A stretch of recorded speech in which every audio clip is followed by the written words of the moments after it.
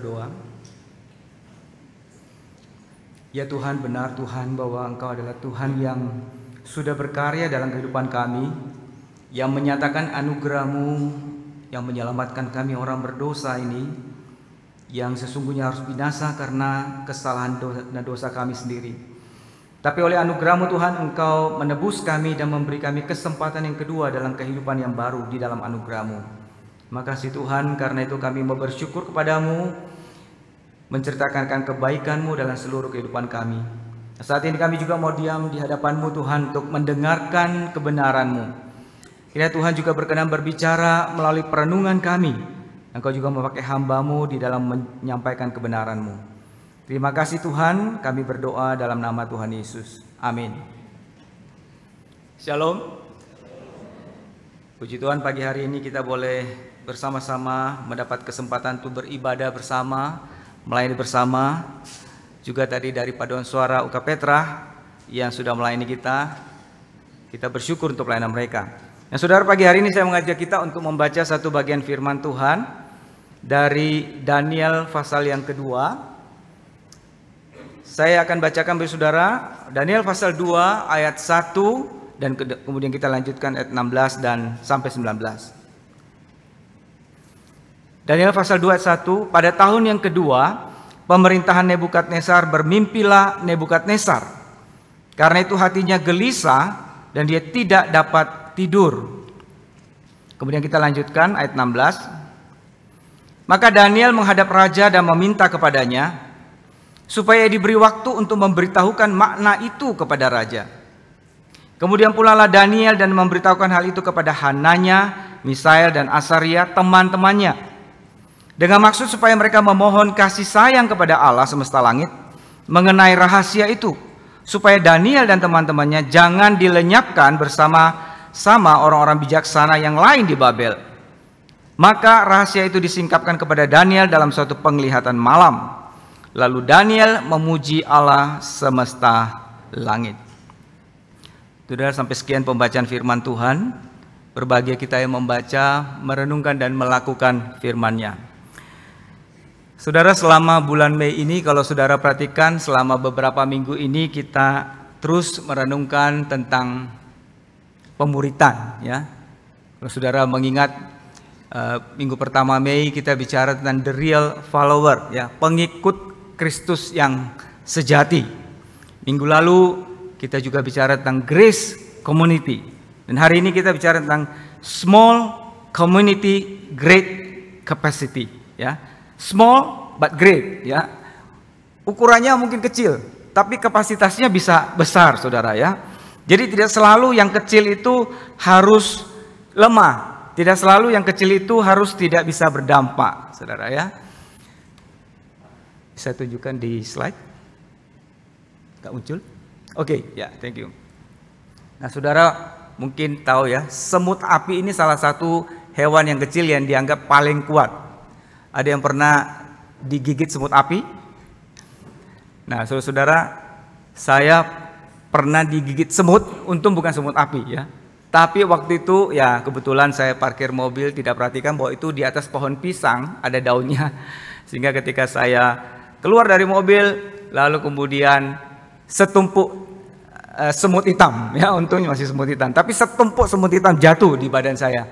Waduh, badannya jadi gatal semua, saudara. Sangat tidak nyaman dan sangat tidak, istilahnya sangat mengganggu, saudara, ya. Nah, itu baru semut hitam. Bayangkan kalau semut merah, ya, semut api merah ini, saudara. Dikatakan ukurannya kecil, paling 1 mili 2 mili, ya.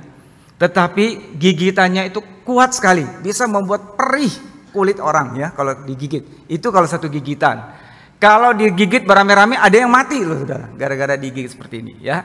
Nah, saudara, yang luar biasa dari semut api merah ini adalah justru kekuatan kelompoknya, kekuatan koloni. Mereka itu bisa bekerja sama dengan baik, mereka bisa berkoordinasi dan kemudian mereka disiplin di dalam melakukan tugas mereka. Itu yang membuat mereka menjadi sangat berbahaya, bahkan terhadap hewan-hewan yang besar, ya, seperti orang utan ataupun juga monyet dan sebagainya yang jauh lebih besar dari mereka. Itu akan menghindar, melarikan diri ketika bertemu dengan hewan kecil ini. Kecil tapi kuat, ya. Small but great. Saudara, Bulan ini saya katakan tadi adalah bulan pemuritan, dan salah satu sarana kita untuk melakukan pemuritan adalah small group. Small but great. Nah, itu kepanjangan juga pas ya. SG, small but great. Small group ya. Saudara, dengan dasar apa kita melihat small group itu sebagai small but great? Nah, saudara, tentu saja dasarnya adalah karena ini adalah satu komunitas anugerah, saudara ya. Ini adalah satu komunitas anugerah bahwa small group itu bukan karena smallnya dia kuat, tapi karena ada anugerah yang hadir di tengah komunitas itu.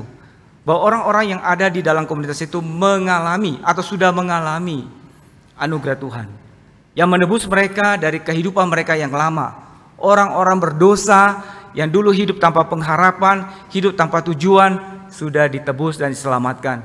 Dan karena anugerah itu juga kemudian mendorong mereka untuk terus hidup di dalam anugerah, untuk berubah dan bertumbuh menjadi lebih serupa dengan Kristus oleh anugerah Tuhan, bukan dengan kekuatan sendiri. Nah, saudara, seringkali ya kita itu berpikir bahwa kita hanya butuh anugerah untuk selamat, tapi untuk bertumbuh dan menjadi serupa Kristus kita boleh upayakan sendiri. Faktanya kita nggak bisa, saudara. Kita butuh anugerah itu sepanjang seluruh kehidupan kita sejak kita diselamatkan sampai nanti kita bertemu dengan Tuhan.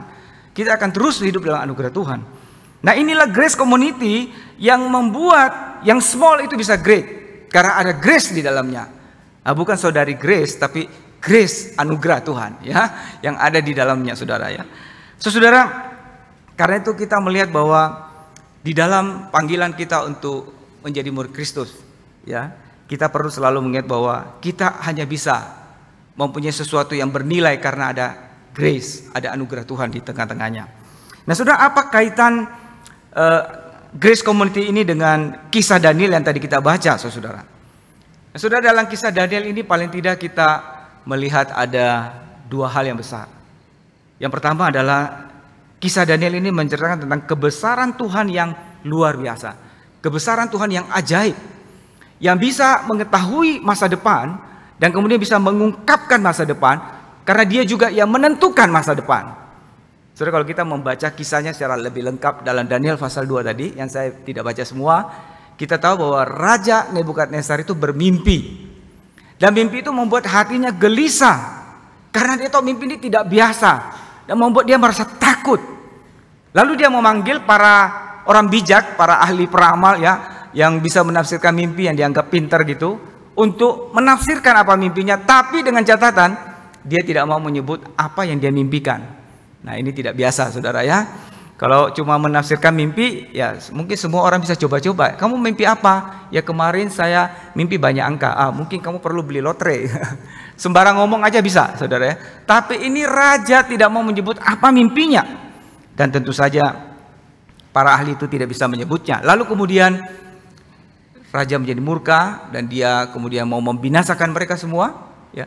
Tetapi kemudian Tuhan memakai Daniel ya, untuk mengungkapkan apa yang menjadi isi mimpi Raja Nebukadnezar, sesuatu yang dia tidak sebutkan. Secara manusia mustahil. Daniel juga berkata, itu tidak mungkin diketahui oleh manusia, hanya yang ada di atas yang tahu segala sesuatu, yang bisa mengungkapkannya. Jadi saudara, kisah Daniel ini mengungkapkan siapa Tuhan kita. Tuhan Yahweh yang disembah oleh Daniel, Tuhan Yahweh di dalam Kristus Yesus yang kita kenal dan percayai, adalah Tuhan yang mengetahui masa depan, menentukan masa depan, yang melampaui segala sesuatu, yang bisa kita percaya sepenuhnya. Nah, saudara, yang kedua, di dalam kisah Daniel ini juga mengungkapkan, menyatakan anugerah Tuhan yang ajaib. Bahwa dia itu berkenan memakai orang-orang biasa, orang-orang kecil, sekelompok orang yang kecil, yaitu Daniel dan teman-temannya ini, hanya beberapa orang, untuk menyatakan perkara-perkara yang besar. Bukankah ini anugerah Tuhan, saudara? Bahwa perkara yang besar seperti itu, keajaiban yang seperti itu, Tuhan berkenan memakai orang biasa seperti Daniel dan sekelompok teman-temannya yang kecil itu, yang jumlahnya begitu sedikit, untuk melakukan hal-hal yang besar. Nah, saudara, karena itu kita melihat bagaimana Tuhan memakai Daniel dan kawan-kawannya ini, satu kelompok kecil, satu small group, untuk menyatakan kebesaran Allah. Saudara, bagaimana kisah ini bermula? Kita tahu bahwa Daniel itu adalah orang-orang buangan, saudara ya. Daniel dan teman-temannya ini adalah orang buangan. Kenapa? Karena pada waktu itu kerajaan mereka, kerajaan Yehuda, sudah ditaklukkan oleh kerajaan Babel yang rajanya namanya Nebukadnezar ini. Lalu Nebukadnezar punya kebijakan, orang-orang pandai keturunan bangsawannya itu ditawan, dibawa ke negara asalnya, tempat penjajah ini, dipersiapkan untuk nanti kemudian mereka menjadi pelayan-pelayan raja. Ya, nah Daniel dan kawan-kawannya adalah orang-orang ini. Saudara, dalam keadaan yang mereka sudah dipersiapkan untuk menjadi pelayan-pelayan raja, sepertinya keadaan sudah baik-baik saja, normal-normal saja, tiba-tiba muncul masalah. Raja mimpi yang dia sendiri tidak pernah duga akan mimpi seperti itu. Dan itu memang bicara tentang rahasia masa depan yang Tuhan titipkan melalui mimpi Nebukadnezar yang akan dijelaskan oleh Nabi Daniel. Itu memang benar-benar mimpi yang besar, karena bicara tentang bagaimana dunia ini akan berakhir dari masa ke masa. Saudara, siapa yang tahu bahwa mimpi itu akan datang pada masa itu, yang kemudian tidak bisa ditafsirkan dan kemudian datangkan bencana, semua orang pandai akan dibunuh, termasuk Daniel dan teman-temannya. Bukan hanya mereka berempat, mungkin juga ada orang-orang Yahudi lain yang dianggap kelompok orang pandai akan dibunuh bersama dengan mereka, termasuk juga orang-orang bijak dari bangsa Babel sendiri akan dibinasakan. Masalah muncul mendadak di luar dugaan siapapun. Saudara, hal ini mengingatkan kita bahwa dalam hidup ini masalah itu kadang-kadang bisa datang di luar pikiran kita, di luar dugaan dan sangkaan kita. Dan hal itu hanya mengingatkan kita untuk jangan percaya diri terlalu berlebihan. Karena sebenarnya kita tidak tahu apa yang akan terjadi besok, apalagi tahun depan. Hal ini mengajarkan kita bahwa kita seharusnya selalu harus menjadi orang yang tahu diri. Kita ini hanya manusia yang terbatas. Tapi tentu saja tidak kehilangan pengharapan karena kita punya Tuhan yang tidak terbatas. Saudara, bagaimana dengan Daniel? Bagaimana dia menghadapi masalah ini? Daniel adalah seorang yang rohani, yang peka dengan masalah ini. Dia tahu ini masalah besar yang tidak mungkin bisa dijawab oleh manusia, oleh dirinya pun tidak bisa. Tapi dia tahu bahwa ada Tuhan yang dia percayai yang bisa memberikan jawaban, jalan keluar bagi masalah yang dihadapi. Daniel lalu kembali pulang ke rumahnya, bertemu dengan 3 teman-temannya ini yang disebutkan namanya Hananya, Misael, dan Asaria. Mereka juga keturunan Raja Daud, keturunan bangsawan yang sama-sama dipersiapkan untuk menjadi pelayan-pelayan, orang-orang yang bekerja dalam istana raja. Nah, saudara, apa yang kita lihat di sini? Di tengah masalah dunia yang besar, masalah kerajaan yang begitu hebat, Tuhan menyatakan kuasanya dengan luar biasa dengan menjawab pertanyaan raja itu. Terselip kisah sekelompok orang kecil yang sepertinya orang yang tidak berarti, ya, tapi yang mempunyai kualitas friendship yang sangat baik sehingga mereka bisa dipakai Tuhan, seperti Daniel dan kawan-kawan ini. Nah, saudara, kita akan melihat bagaimana Allah seringkali menyatakan karyanya, menyatakan kuasanya bukan dari ruang kosong, saudara, tapi melalui orang-orang tertentu dengan kualitas tertentu, yaitu melalui Daniel, satu komunitas yang kecil dengan kualitas tertentu. Saudara, kita akan melihat apa yang menjadi ciri pertama, ya saudara, dari komunitas yang sehat ini, yaitu bahwa kita melihat yang pertama, ciri dari komunitas yang sehat ini adalah mereka mempunyai ikatan persahabatan yang kuat. Faithful friendship, ya. Saudara, kita melihat itu jelas, ya, ketika ada masalah, beban berat, Daniel punya teman-teman untuk cerita, untuk bisa mengungkapkan beban itu. Karena ini pasti masalah yang serius banget, ya. Bukan hal yang biasa, bukan hal yang sehari-hari dihadapi. Ini pasti sangat menekan bagi Daniel.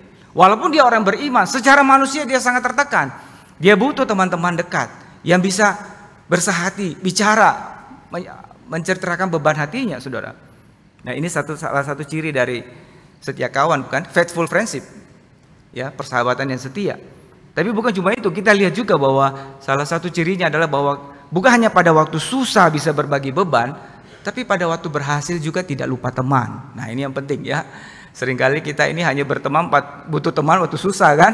Pada waktu berhasil bye-bye. Nah, kita tidak melihat hal itu. Daniel menunjukkan bahwa dia seorang yang setia kawan dengan teman-temannya. Ya, bukan hanya pada waktu susah dia mencari mereka untuk berbagi beban, tapi di ayat 49 kalau saudara perhatikan di pasal yang sama, ketika Daniel kemudian dipromosikan jabatan yang lebih tinggi, dia tidak lupa mengingat teman-temannya yang 3 ini untuk ditempatkan juga di posisi-posisi yang penting. Jadi friendship mereka sudah nampak sekali ada satu kesetiakawanan, ya. Nah, bagaimana mereka menjadi sahabat? Kalau kita melihat ya, tentu pertama mereka ini sama-sama orang buangan, ya. Jadi mungkin kita kata, oh ya mereka senasib, jadi bisa gampang berteman, begitu ya. Tapi saya rasa tidak hanya itu, saudara, ya.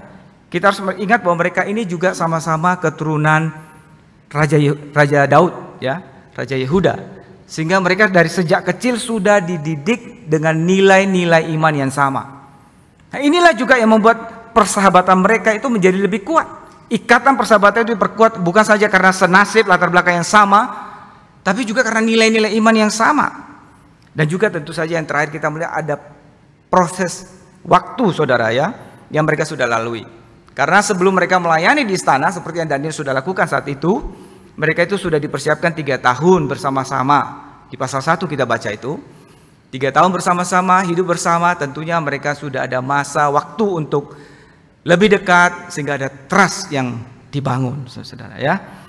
Nah, kita melihat dari satu komunitas ini bahwa komunitas yang sehat itu punya ikatan persahabatan yang kuat.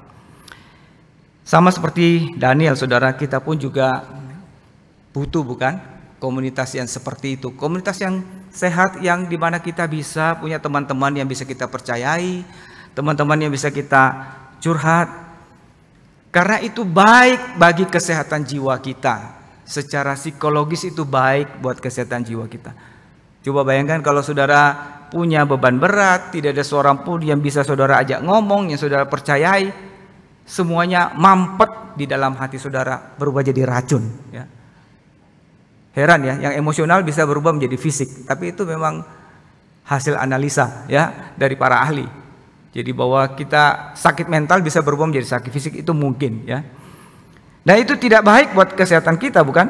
Jadi ketika kita punya komunitas yang sehat, itu baik bagi kesehatan jiwa kita dan terutama baik juga bagi pertumbuhan iman kita, saudara. Saudara bisa dibayangkan kalau saudara di gereja ini sudah bertahun-tahun tapi tidak punya satu orang pun yang saudara bisa percaya untuk ngomong sesuatu yang penting. Nah, bukankah itu sangat disayangkan atau mungkin menyedihkan, bukan? Entahkah mungkin orang tersebut, ya, mungkin saudara atau saya yang terlalu tertutup sehingga tidak ada orang yang jadi teman. Atau sebaliknya mungkin kita sebagai komunitas di sini yang kurang peka. Sehingga ada orang yang sudah bertahun-tahun di sini tapi kita tidak mengenali mereka, kita tidak menolong mereka untuk mempunyai satu pertemanan yang cukup baik yang menolong mereka.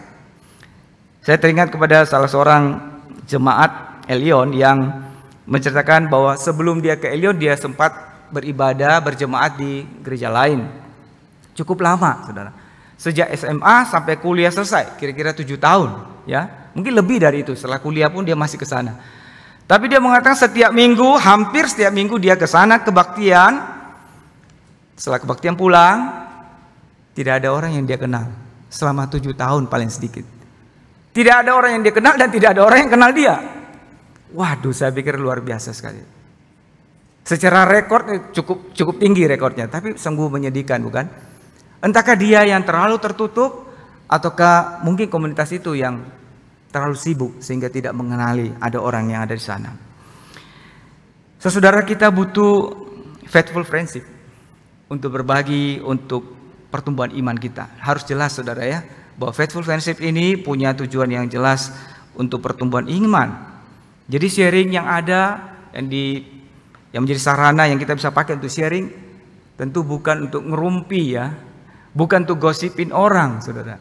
Nah, saudara, minta maaf bahwa seringkali kelompok-kelompok yang ada dalam gereja menjadi salah arah, salah fokus. Ketika kita menjadikan pertemanan kita yang begitu kuat, yang begitu kental itu lalu kita pakai untuk hal-hal yang tidak semestinya. Hanya untuk ngerumpi, hanya untuk gosipin orang. Bahkan kalau perlu bersaing dengan kelompok lain, berantem dengan kelompok lain. Wah, ini lebih parah lagi, saudara, ya. Nah, saudara, karena itu kita harus perhatikan bahwa tujuannya adalah untuk saling menguatkan untuk pertumbuhan iman. Saudara, memang butuh waktu. Butuh waktu untuk bisa membangun friendship itu, saudara, ya. Butuh upaya. tapi itu sesuatu yang layak diupayakan. Kadang-kala kalau latar belakangnya sama, mungkin kita bisa cepat ya. Orang yang berasal dari kota yang sama, punya hobi yang sama, bisa cepat dekat. Tapi saudara, punya latar belakang lahiriah yang sama saja tidak cukup, saudara.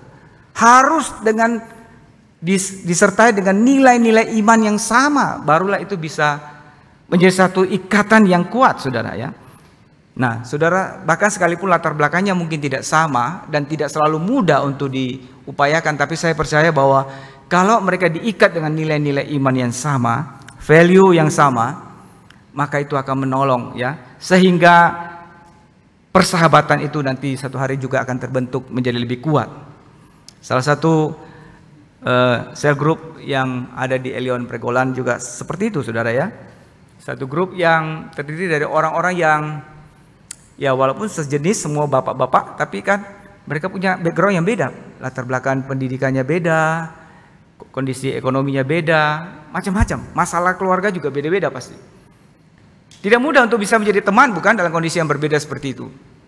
Tapi karena kita diikat dengan satu nilai-nilai iman yang sama, maka setelah beberapa waktu, memang perlu waktu, mulai ada satu sikap yang saling menerima. Satu persahabatan yang lebih kuat terbangun karena keyakinan akan nilai-nilai iman yang sama. Bahwa kita hadir bersama, berada dalam satu kelompok ini bukan untuk ngerumpi saja, bukan hanya untuk sekedar makan-makan, bukan untuk sekedar dekat sebagai teman, tapi kita mau bertumbuh bersama. Tujuannya jelas dan tujuannya sama. Itu yang membuat ini mungkin terjadi, sekalipun latar belakangnya berbeda. Saudara, apa ciri yang kedua dari komunitas yang sehat ini? Mereka mempunyai persahabatan rohani tentunya ya, nilai-nilai iman yang sama, spiritual friendship. Jadi bukan hanya faithful, setia kawan, tapi juga spiritual friendship. Nah saudara, kadang-kadang kalau kita cuma faithful, setia kawan saja ya, oh pokoknya kita satu kelompok ya, setia kawan ya, apapun ya, benar salah tak dukung. Nah ini bukan lagi komunitas iman, saudara ya, bisa salah jalan, bisa menjadi komunitas untuk berantem jadinya, bukan? Dan itu bisa terjadi dan pernah terjadi, saudara, di dalam gereja. Kalau terlalu bersemangat dengan setia kawannya, tapi tidak ada spiritualitas, nilai-nilai iman yang sama yang kita terima dari Tuhan, maka itu menjadi komunitas yang salah fokus, salah arah.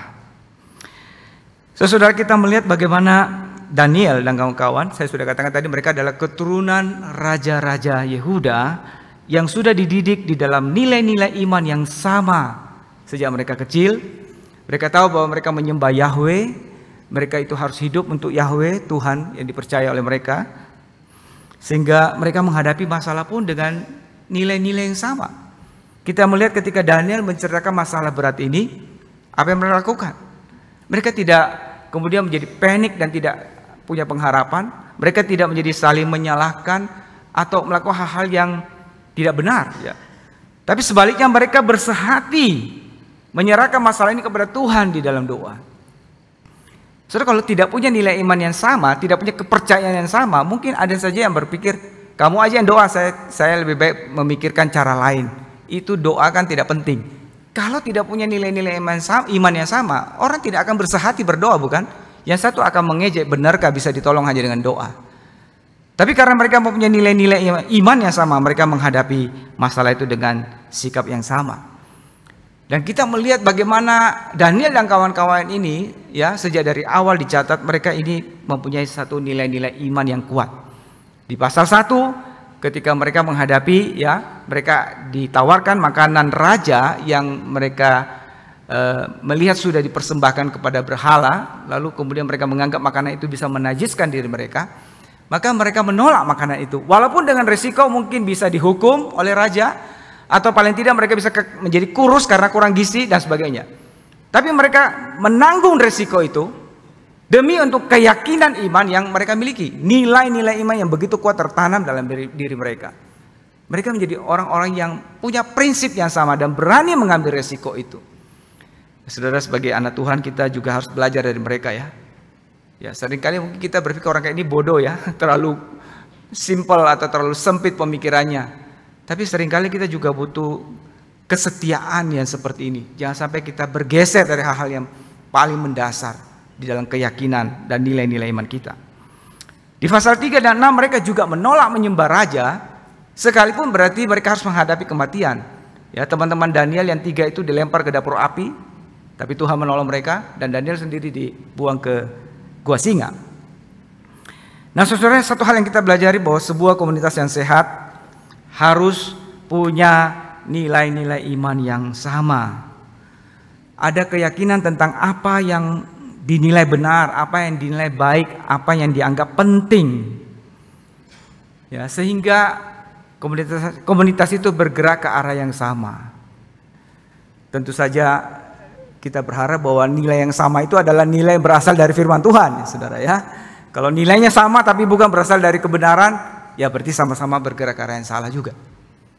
Karena itu kita perlu menguji, adakah komunitas kita yang ada saat ini yang mungkin kita sudah ambil bagian dalamnya, menjadikan nilai-nilai iman yang berasal dari kebenaran Tuhan menjadi prinsip hidup bersama, nilai-nilai yang kita yakini bersama untuk bisa berjalan bersama.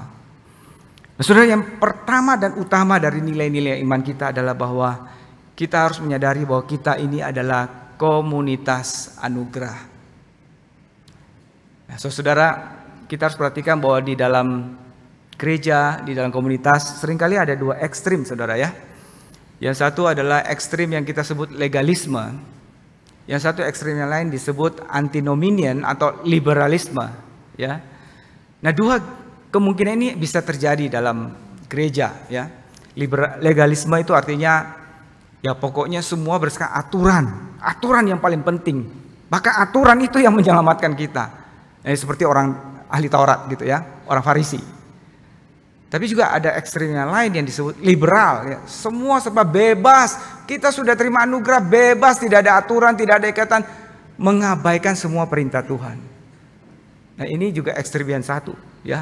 Yang satu, yang legalis ini sepertinya dia ada di dalam gereja, sepertinya dia dekat sama Tuhan, tapi hatinya kering. Dekat sama Tuhan karena sering beraktivitas maupun juga sangat memperhatikan aturan-aturan, tapi hatinya, rohaninya kemungkinan kering. Sementara yang satu ya sudah jelas, dia suka melanggar aturan sebebas-bebasnya, lama-lama tambah jauh dari Tuhan, bukan? Karena memang tidak mempedulikan kebenaran. Nah, kita ini adalah komunitas anugerah yang tidak jatuh dari salah satu kesalahan itu. Kita harus ingat pertama-tama siapa kita. Yaitu siapa kita di dalam anugerah Tuhan. Kita adalah orang yang sudah diselamatkan, sudah dikasihi Tuhan tanpa syarat. Itu tidak akan pernah berubah apapun yang terjadi.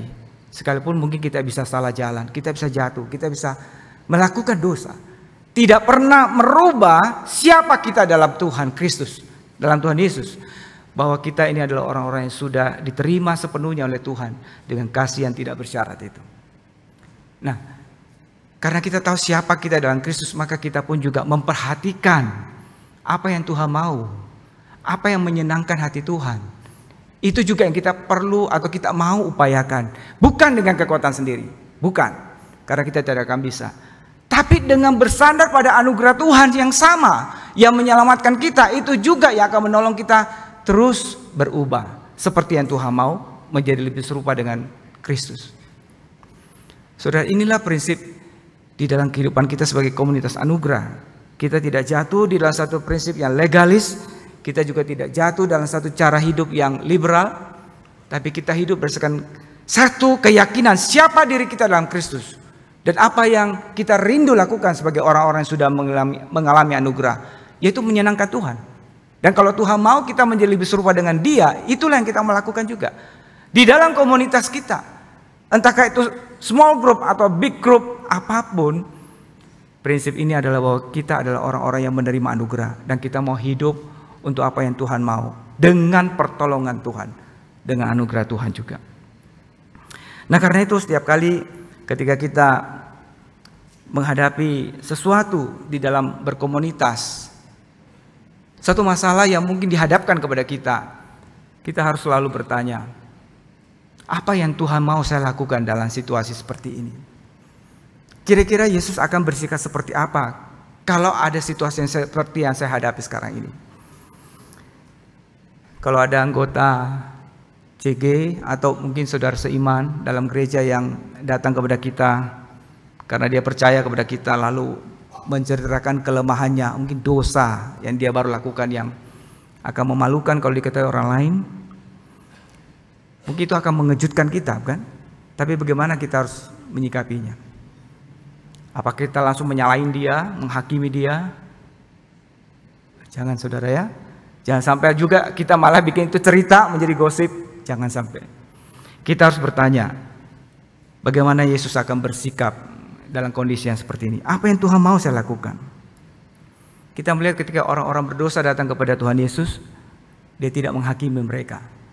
Dia menerima mereka terlebih dahulu, mengasihi mereka terlebih dahulu, dan kemudian memberi mereka kesempatan untuk berubah. Tuhan Yesus tentu juga mengingatkan mereka untuk hidup benar, tapi dia tidak langsung menegur atau menghakimi mereka. Ini merupakan sesuatu yang kita harus perhatikan juga. Ketika kita menghadapi situasi apapun, mari kita bertanya, kalau Yesus ada di sana, apa yang Yesus akan lakukan? Apa yang Tuhan mau saya lakukan dalam situasi yang seperti ini? Saudara, mungkin ada anggota atau saudara seiman yang datang kepada kita menceritakan tentang masalah dia, kekhawatiran dia yang menekan, mirip Daniel yang sedang panik itu ya, sedang khawatir, datang kepada kita. Tentu saja yang paling perlu kita lakukan adalah menyediakan hati dan telinga untuk mendengar.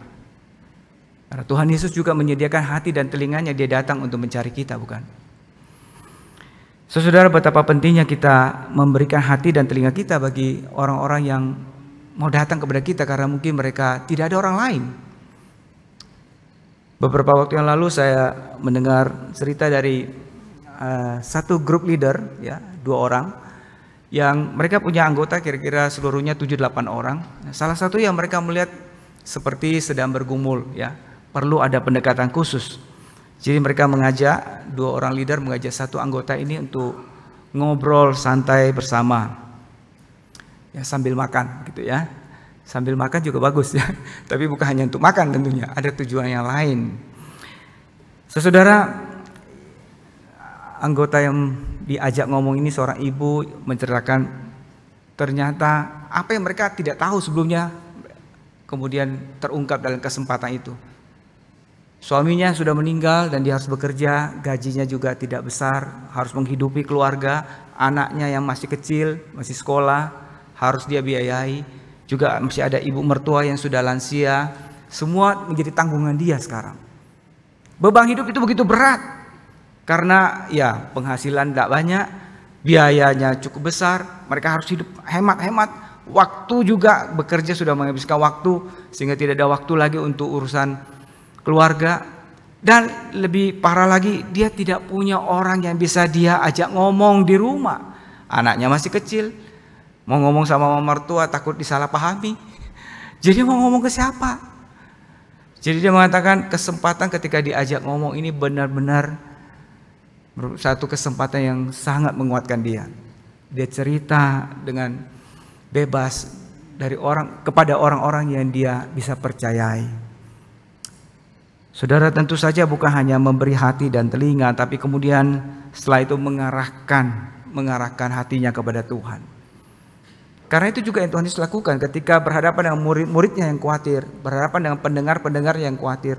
Tuhan Yesus mengarahkan mereka kepada Bapa di surga. Dalam beberapa bagian firman Tuhan Yesus berkata kepada mereka yang khawatir, janganlah kamu khawatir, lihatlah burung yang di udara itu, yang tidak pernah menanam, tapi Bapamu yang di surga memberi mereka makan. Lihatlah bunga yang di padang itu, ya, yang tidak berupaya apa-apa tapi dihiasi sedemikian oleh Bapamu yang di surga. Jadi Tuhan Yesus pun selalu mengarahkan hati orang yang sedang menghadapi masalah untuk diarahkan kepada Bapa di surga. Ketika kita sudah memberikan hati dan telinga untuk mendengar mereka, maka kita harus mengarahkan hati mereka kepada Tuhan sebagaimana Tuhan Yesus melakukannya. Saudara, inilah komunitas anugerah yang hidup dimulai dari anugerah Tuhan yang sudah kita terima, dan oleh pertolongan anugerahnya kita mau hidup seperti Tuhan Yesus mau kita hidup.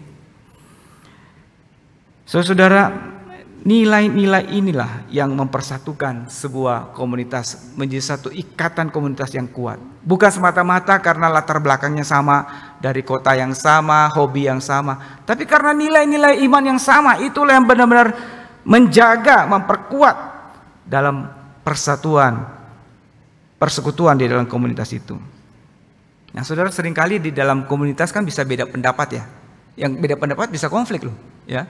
Dan itu bisa terjadi, sering terjadi. Apa yang bisa mempersatukan orang-orang itu? Kalau cuma latar belakang lahiriah yang menjadi dasar kebersamaannya, dengan cepat bubar ketika orang sudah konflik. Kalau hobi saja yang mempersatukan, begitu konflik bubar. Tapi kalau sama-sama punya nilai-nilai iman yang sama yang diyakini, yang diterima sebagai otoritas dalam kehidupan bersama itu, maka setiap orang harus menyingkirkan pandangannya, pendapatnya yang tidak sesuai dengan nilai-nilai kebenaran, nilai-nilai iman yang diyakini itu, dan menerima kebenaran itu sebagai bagian dari hidupnya, menyesuaikan diri dengan kebenaran itu. Maka ada harapan konflik itu tidak sampai memecah belah, tapi tetap bisa dipelihara karena ada nilai-nilai iman yang sama yang menjaganya. Satu grup yang saya juga pernah lihat, ya, dua orang seperti biasa bisa terjadi konflik, bukan? Dari omongan yang tidak tepat, tidak pada tempatnya, menyakiti hati yang lain. Ya, kalau ini cuma pertemanan orang-orang yang hobi yang sama, saya rasa sudah bubar itu. Mungkin sudah pukul-pukulan juga bisa. Tapi karena mereka sama-sama tunduk, kita ini dipersatukan karena meyakini nilai-nilai iman yang sama. Maka yang salah harus diberitahu. Kamu salah loh, walaupun maksudmu guyonan tidak pada tempatnya, minta maaf ya.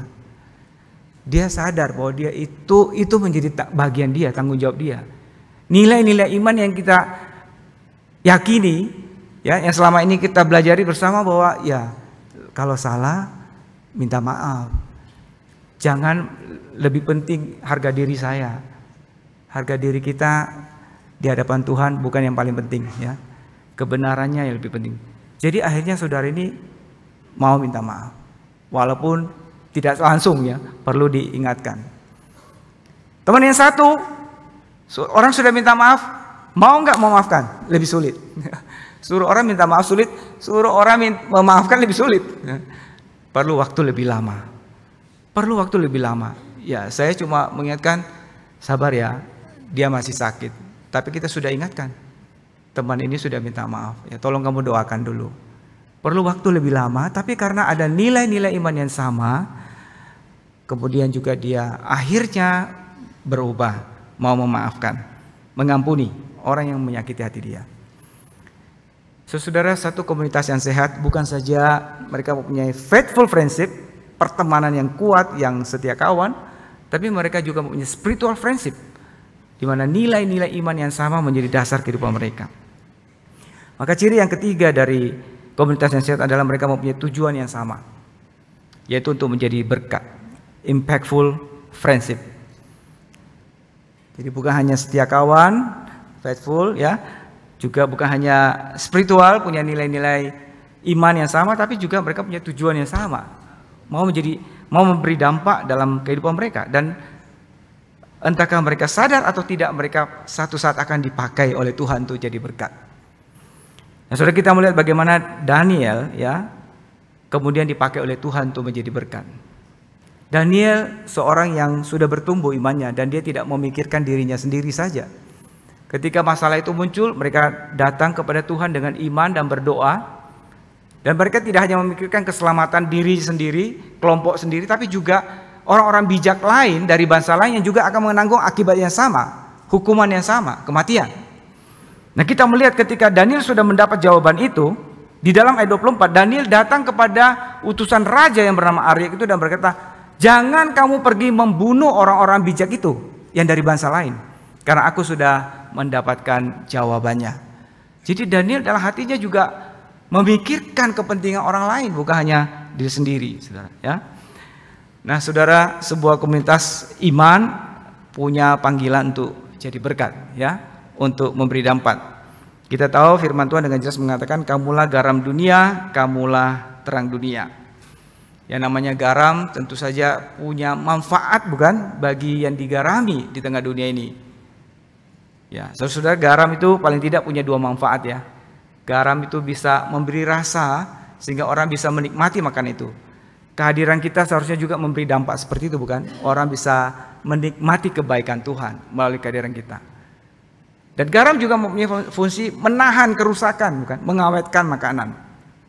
Menahan kerusakan. Kehadiran kita juga bisa mempengaruhi sehingga bisa menahan kerusakan akibat dosa. Itulah panggilan kita untuk menjadi dampak. Ya, saudara, karena itu kita perlu mengingat bagaimana kita juga bisa menjadi satu komunitas yang berdampak, ya. Nah, dampak yang pertama tentunya dampak ke dalam. Dengan kita saling membangun, kita menolong setiap orang di dalam komunitas ini untuk bertransformasi menjadi lebih serupa Kristus. Itulah tujuan Tuhan menyelamatkan kita. Kalau saudara baca dalam Roma pasal 8 ayat 28 dan 29, ya, bahwa kita telah dipilih dari sejak semula untuk kemudian setelah diselamatkan dan kemudian untuk menjadi serupa dengan anaknya. Itu tujuan keselamatan kita. Bertransformasi menjadi lebih serupa Kristus. Sehingga saudara, komunitas iman itu harus memberi dampak ke dalam kepada anggotanya sendiri untuk menolong setiap orang berproses, bertransformasi menjadi lebih serupa dengan Kristus. Saudara, karena itu mari kita juga memperhatikan diri kita masing-masing dan orang-orang sekitar kita, orang-orang dekat kita juga, ya, bagaimana mereka sudah bertransformasi. Mungkin kita bisa mulai dengan mendoakan mereka. Walaupun doa itu kedengaran klise, tapi doa yang sungguh-sungguh besar kuasanya, kata Yakobus. Dan doa yang sungguh-sungguh pasti akan mempunyai dampak rohani bagi orang yang kita doakan. Kemudian kita juga boleh tentu saja, ya, menasihati, menguatkan di mana saat diperlukan. Memperhatikan bagaimana berubah. Saudara, saya juga bersyukur bahwa ada salah satu anggota small group yang menceritakan bagaimana dia juga mengalami perubahan itu, ya. Dia dulu orangnya egois, keras, ya, memang kelihatan dari pembawaannya. Tapi dia mengatakan melalui proses yang dia jalani, baik itu memang dalam small group ini awalnya dia ikut itu, ya, asal-asalan aja, ogah-ogahan begitu, ya. Ya, karena kewajiban atau karena terpaksa. Tapi karena dalam small group itu ada kesempatan merenungkan firman, ada teman-teman yang sharing masalah-masalahnya, ada teman yang sharing bagaimana Tuhan menolong juga dia. Lalu dia sendiri menghadapi masalah dalam kehidupan dia, dan itu juga kemudian membuat dia menyadari bahwa dia butuh orang-orang yang dia bisa sharing. Dia butuh orang-orang yang bisa mendoakan dia, menguatkan dia. Dan semua proses itu kemudian membuat dia mulai berubah. Dari orang yang tadinya keras menjadi orang yang bisa mulai menghargai pendapat orang. Mulai dari orang yang tadinya orangnya egois, sekarang bisa mulai peduli dengan orang yang lebih lemah, lebih tidak berarti di matanya. Mulai berubah, bukan jadi sempurna. Karena di dunia ini kita tidak pernah sempurna, bukan? Tapi tujuannya adalah transformasi, perubahan. Mulai berubah menjadi lebih serupa dengan Kristus. Itulah yang menjadi tujuan hidup kita sebagai anak-anak Tuhan. Dan komunitas beriman itu menolong kita untuk menjadi seperti itu. Nah, dampak yang kedua adalah dampak keluar, tentu saja, ya. Bahwa Injil itu perlu disampaikan juga dalam kehidupan kita sehari-hari, melampaui batas tembok gereja ini. Bahwa kabar baik itu bukan hanya untuk kita, tapi juga untuk mereka yang belum mendapatkannya. Karena itu saudara, kita tentu saja perlu berupaya bagaimana kita bisa jadi berkat dalam kehidupan kita sehari-hari di luar batas-batas gereja ini. Saudara, beberapa waktu yang lalu ya, bapak-bapak dari Elion Pregolan mengunjungi satu sekolah, yaitu Sekolah Pelita Permai. Ya, saya dengar dari Pisonto juga sudah pernah pelayanan di sini. Ya, awalnya kita mau juga memperhatikan anak-anak sekolah di sana, kayaknya anak-anak tidak mampu dengan sekolah yang hampir free, ya. Tapi ternyata mereka punya komunitas orang tua, murid, bapak-bapak yang juga dilayani dalam pembinaan. Sehingga kami datang untuk bersekutu dengan mereka. Ya, pada dasarnya saya mendorong anggota CG ini untuk juga peduli kepada mereka yang ada di luar, bukan hanya memikirkan yang di dalam. Dan ternyata mereka di situ memang kondisinya ya berjuang dengan iman. Ya, mereka melakukan pelayanan ini sungguh-sungguh dengan dalam kondisi terbatas, tapi mereka terus berharap bersama pada Tuhan. Jadi sekolah itu dibangun setengah jadi, tapi sudah dipakai untuk sekolah. Termasuk juga ruangan yang kita pakai ini untuk persekutuan, pembinaan, ya itu juga bahkan dicat aja belum. Dan udaranya panas karena di lantai 3, ya langsung kena trik gitu. Dan mereka membutuhkan AC, saudara ya. Nah, hal ini kemudian kami sharekan ke anggota CG dari bapak-bapak ini, ada yang tergerak atau tidak. Awalnya saya juga terus terang tidak yakin, 3 AC lumayan ya, waktunya tidak panjang. Tapi ya bersyukur Tuhan menggerakkan sehingga mereka juga mau ambil bagian, memperhatikan bahwa ada kebutuhan di luar sana, ya, di mana kita bisa juga berperan, memberi dampak, menjadi berkat, sehingga kemudian kebutuhan itu terpenuhi. Tentu saja lebih dari itu bahwa ada hati yang mau menjadi berkat di luar batas-batas gereja, itu yang perlu terus kita tumbuhkan.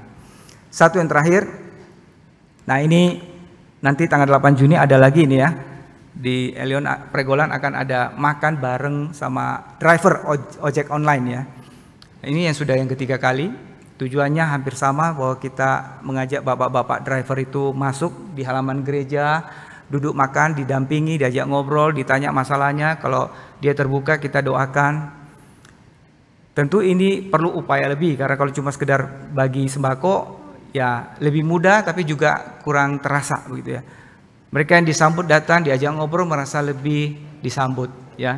Dan mereka juga ada yang terbuka untuk didoakan, sehingga kasih Tuhan, Injil Tuhan lebih bisa disampaikan.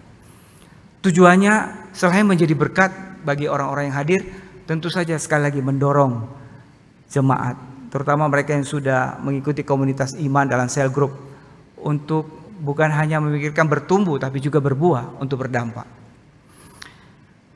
Saudara, inilah komunitas iman yang sehat. Dan komunitas iman itu walaupun kecil bisa memberi dampak yang besar selama dia hidup di dalam anugerah Tuhan. Nah, komunitas yang sehat ini mempunyai 3 ciri. Faithful friendship, ada sikap saling menopang. Spiritual friendship, ada nilai-nilai iman yang sama. Dan impactful friendship, ada dampak ke dalam maupun keluar. Saudara, sekali lagi kita melihat bahwa kisah Daniel ini menyatakan ada Tuhan yang begitu ajaib, yang berkuasa begitu luar biasa, mengetahui masa depan, bahkan menentukan masa depan, sehingga mimpi yang tidak disebutkan bisa dijawab oleh Daniel. Namun juga kita melihat bagaimana dalam kisah ini ada anugerah Tuhan yang besar, anugerah Tuhan yang ajaib, yang mau memakai sekelompok orang yang kecil yang tidak berarti ini untuk mengambil bagian dalam karya Allah yang besar. Orang-orang ini telah memberi diri mereka untuk hidup di dalam nilai-nilai iman, sehingga mereka boleh dipakai Tuhan pada waktunya. Karena itu betapa pentingnya bagi kita juga masing-masing untuk hidup dalam satu komunitas iman, di mana kita bisa saling menolong, saling membangun, dan pada waktunya kita dipakai Tuhan untuk kemuliaannya. Amin. Mari kita berdoa.